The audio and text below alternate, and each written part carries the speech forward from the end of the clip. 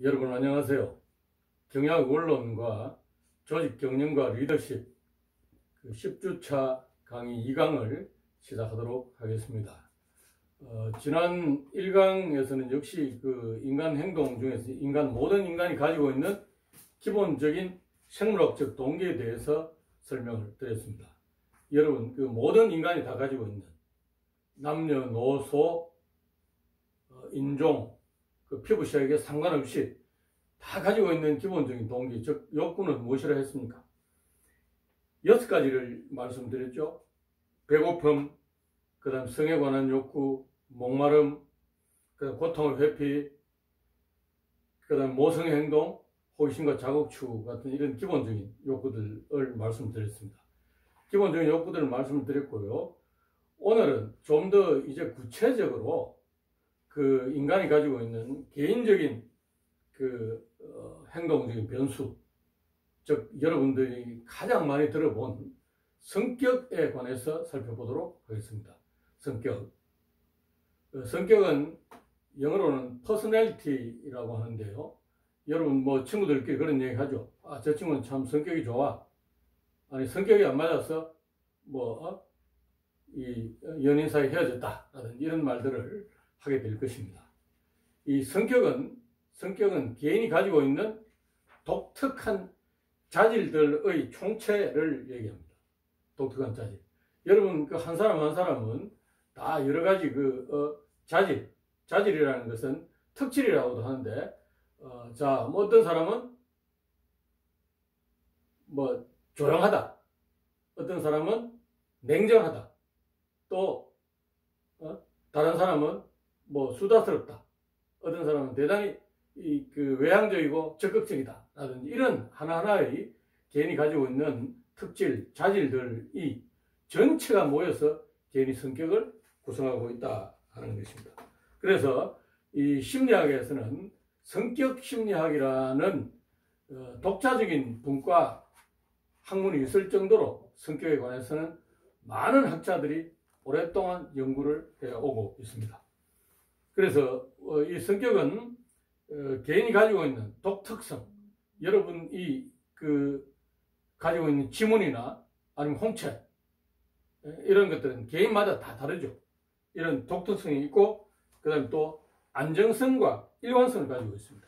여러분 성격이 그러니까 초등학교 때 성격, 고등학교 때 성격, 대학교에 들어와서 성격 이렇게 쉽게 바뀌지 않습니다. 시간에 따라서도 일관성을 갖고 있다. 일관성, 그죠?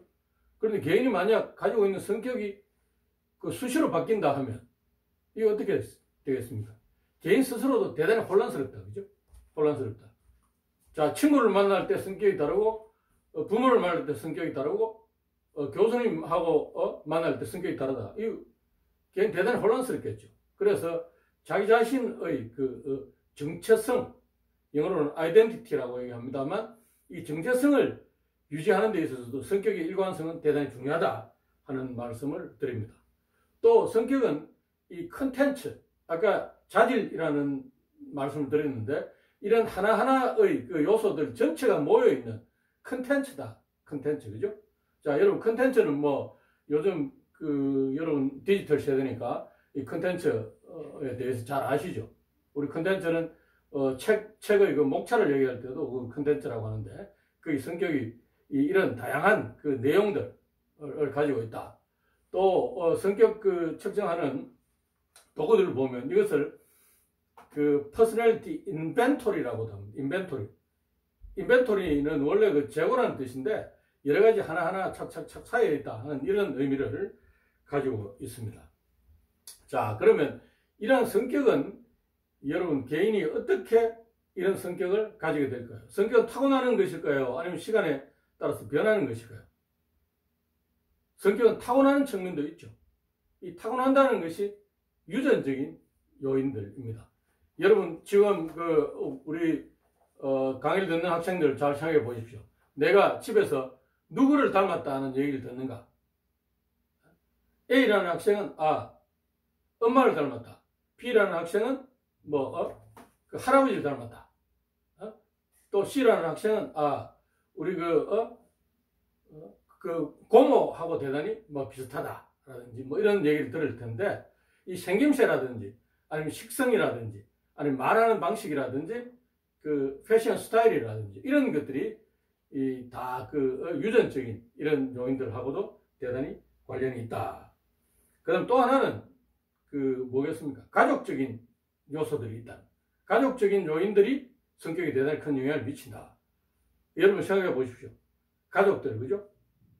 자, 어머니가 김치찌개를 대단히 좋아하니까 집에서 김치찌개를 많이 만들어주니 나도 김치찌개를 좋아한다. 어머니가 아니면 아버지가 피자를 대단히 좋아하니까 우리 집 식구들은 피자를 좋아한다. 이런 것들, 그죠? 가족 간에 영향을 주고받는다는 것이죠. 그럼 또 하나는 문화적 요소가 있습니다. 성격은, 자, 여러분, 그 대도시에서 자란 젊은이하고, 시골, 우리 영주에 있는 메인 캠퍼스가 있는 그 풍기의 부석사나 이런 시골에서 자란 사람하고 어떻습니까? 이 성격이 좀 다르겠죠.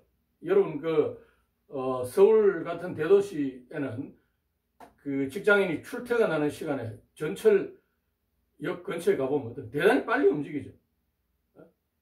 그런데 시골이나 어촌에서 자란 그 사람들은 그렇게 빨리 움직이고 복잡한 전철 타는 것이 대단히 불편하고 그 적응하는 데 시간이 걸릴 것이다. 그죠? 이런 이 문화적인 이런 요소도 있다.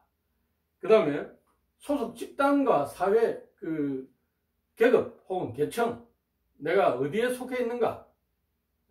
내가 여러분 흔히 말하는 이렇게 대단히 경영자나 오너 재벌가나 이런 집안에 속해 있는 사람, 또 뭐겠습니까? 정치인의 자제들이 또 아버지 할아버지를 따라서 정치하는 이런 경우들, 그죠? 이런 것들도 보게 되듯이, 그죠? 성격은 소속 집단과 사회 계층, 자, 더 쉽게 생각해 봅시다, 그죠? 여러분 아마 강의를 듣는 학생들 중에서도 뭐 유아교육과나 또 아니면 사회복지학과나 이런 간호학과나 다니는 학생들이 있을 것입니다. 그러면 간호학과 다니는 학생이 아직 간호사가 되지 않았지만 간호사 선배들을 보고 또 유아교육과에 다니는 학생들은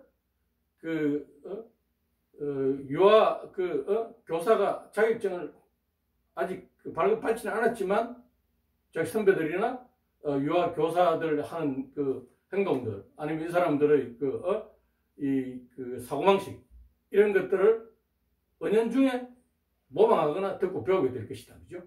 이런 것들이 성격에 영향을 미치는 이런 그 사회 집단이나 소속과 관련된 그런 내용들입니다. 그래서 우리가 성격을 연구할 때 심리학자들은 일란성 상둥이, 그러니까 DNA가 똑같은 일란성 상둥이를 대상으로 연구를 많이 합니다.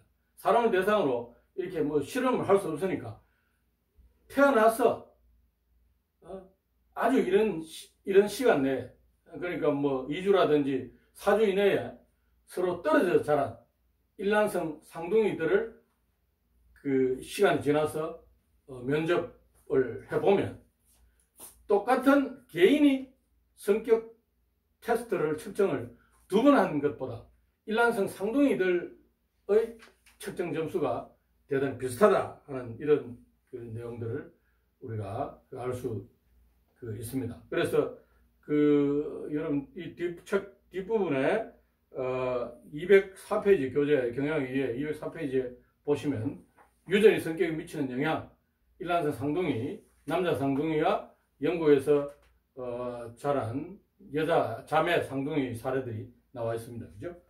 그래서 이 성격의 유전적인 요소들이 상당한 영향을 미친다 하는 얘기를 하고 있습니다. 자, 그러면 상황에 따른 성격의 변화 이런 것들이 좀 약간 있을 수 있겠죠. 자, 예를 들면 여러분 생각해 보십시오. 그죠? 자, 내가 횡단보도가 아닌데 길을 건너갔다 교통순경에게 적발되었다. 그런데 여러분 교통순경 횡단보도 아닌 데서 건너면 이게 벌금이 그 5만 원입니다. 이렇게 얘기하면 여러분, 아, 예, 잘못했습니다. 5만 원 내겠습니다. 이렇게 자랑하죠. 아이고, 그 승객 아저씨, 제가 무슨 급한 일이 있어서 아니면 학교에 지금 강의에 늦어서 아니면 누가 아픈데 그 약국에 가서 빨리 약을 사온다고 이렇게 좀 늦었습니다. 이렇게 법을 어기고 횡단보도를 건넜습니다. 한번 봐주세요. 이렇게 얘기한다. 그죠? 이런 것들이 상황에 따른 일관성이. 그러니까 그게 여러분 그렇게 거짓말을 한다고 해서 사회에 큰 해악을 끼치는 게 아니죠. 그래서 이런 것들을 우리는 화이트 라이라고 이렇게 얘기하죠. 그죠?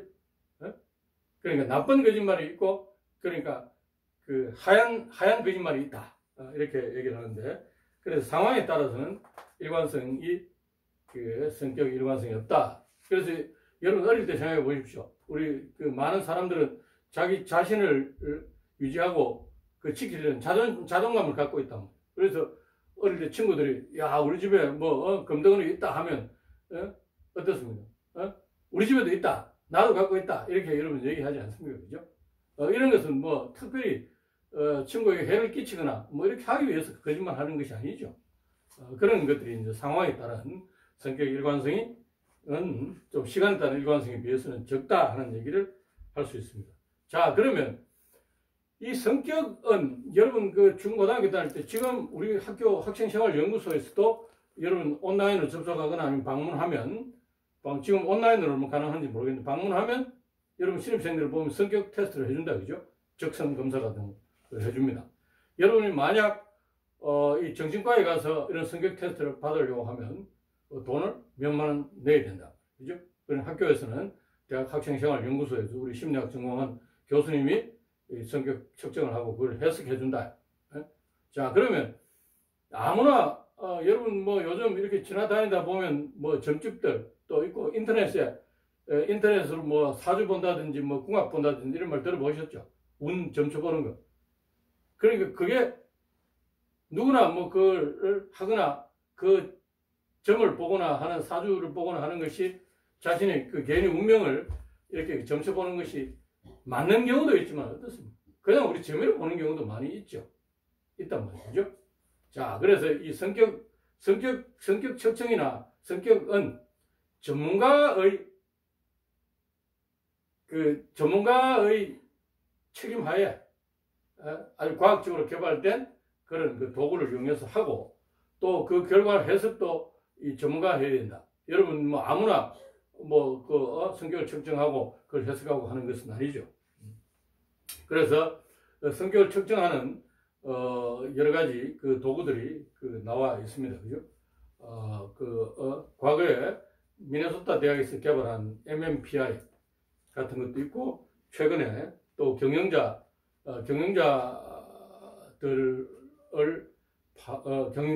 능력을 파악해 보기 위한 이런 성격 측정, 그 다음 또 빅5 성격 모형 이런 것들도 있습니다. 그죠? 그러니까 이 개인이 가지고 있는 5가지 큰 성격 특성들을 가지고 그 성격을 측정하는 이런 모형들이 있습니다. 자, 그래서 그러면 우리가 이 경영학에서 성격을 얘기하는 이유는 왜 성격을 관심을 가지고 제가 이렇게 얘기를 하고 여러분들에게 강의를 하겠습니까? 개인은 자신의 성격과 적합한 일을 하면 행복하겠죠. 내 성격에 맞지 않는 일을 하면 대단한 스트레스를 받는단 말이에요. 그죠? 자, 나는 조용하고 앉아서 하는 일을 좋아하는 사람인데 이 사람에게 영업이나 마케팅 일을 시킨다. 그러면 힘들겠죠. 사람을 상대하고 하는 걸 싫어하고 나는 수줍어하고 내성적인 사람인데 그래서 이런 조용하고 이 침착한 이런 사람들은 격리 업무라든지 직장 안에서 이 조직을 관리하는 이런 업무에 더 적합하단 말이에요. 그죠? 자, 그런 내용들을 우리가 알기 위해서 성격을 측정하고 성격을 분류합니다. 여러분 갖고 계시는 교재의 192페이지를 보시면 성격 유형과 개인의 그 조직 행동에 대해서 나와 있습니다. 성격을 연구하는 학자들은 성격을 몇 가지 자기 식대로 성격을 나누었는데 A형 성격과 B형 성격 이렇게 나눈 사람도 있고요. 외향성과 내향성으로 나눈 그런 그 연구자들도 있고, 외절론자와 내절론자, 외절론자와 내절론자 나눈 사람, 또 마키아벨리적 성격으로 나눈 사람들도 있고, 그죠? 권위주의 같은 이런 성격을 나눈 학자들이 있다. A형, B형은 프리드만과 로젠만이라는 분이 나누었는데, 특별히 뭐 A, B라는 것이 의미가 없고, 그냥 A, B, 물론 A, B라고 붙였는데, A형은 대단히 경쟁적이고 조급하고, 이런 다혈질적인 성격을 A형이라고 불렀습니다. 그 반면에 B형은 그러면 어떻겠습니까?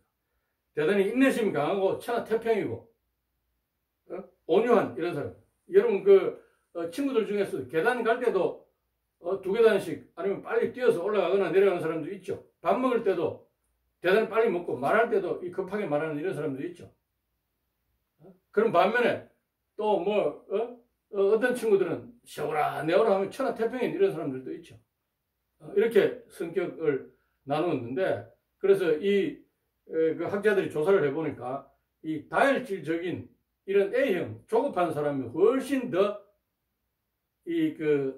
고혈압이라든지 심장병이라든지 이런 성인병과 관련된 그 질병에 걸릴 가능성이 큰 것으로 조사가 되어 있습니다.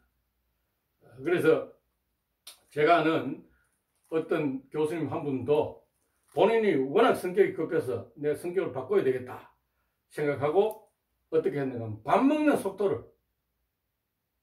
속도를 최소한 나는 밥을 먹을 때 30분 이상 먹는다. 40분까지 이렇게 천천히 먹는 이런 그 연습들을 계속해서 본인 성격이 급한 것을 바꾸었다는 그런 이 교수님도 있습니다. 자, 그래서 이 성격과 자신이 하는 일의 적합성, 이것이 대단히 중요하고, 그 다음 조직에서 경영자도 부하들이나 이런 그 직무를 수행하는 사람들의 성격을 파악해서 그 사람에게 맞는 일을 줌으로 해서 조직의 효율성을 훨씬 높일 수 있다 하는 것을 설명을 드리겠습니다. 그 10주차 2강은 이것으로 마치도록 하겠습니다.